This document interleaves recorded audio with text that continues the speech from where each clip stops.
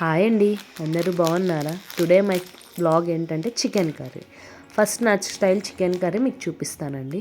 నేనైతే first oil వేసుకొని అందులో కొంచెం లవంగా చెక్క వన్ వేసుకుంటానండి, హెవీగా వేసుకోను.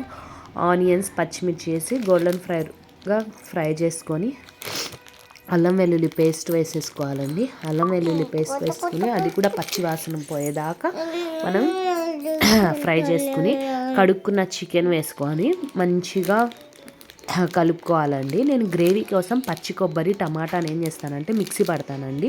మిక్సీ పట్టి అక్కడ పక్కన పెట్టేసుకుని అప్పుడు దాకా మనం చికెన్ ఉడుకుతుంది అండి. మంచిగా ఉడికి నీసు వాసన అది పోయి కొంచెం మసాలా ముక్కకు పడుతుంది.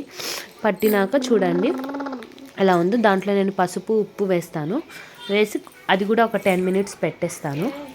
తర్వాత మనం మిక్సీ పట్టుకున్నాం కదా, ఆ పేస్ట్ని కూడా వేసేస్తా. ఎందుకంటే గ్రేవీ అనేది ముక్కకు పట్టాలండి. నాకు అలా పడితేనే నచ్చుతుంది, లేకపోతే నాకు నచ్చుతుందండి.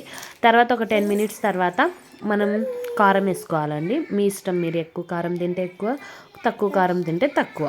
చూసారా మా కర్రీ ఎలా ఉందో, కలర్ఫుల్గా మంచిగా ఉడకనివ్వాలండి. ఇలా చూసారా బుడగలుగా వచ్చినప్పుడే మనం ఏం చేయాలంటే చికెన్ మసాలా వేసుకోవాలి.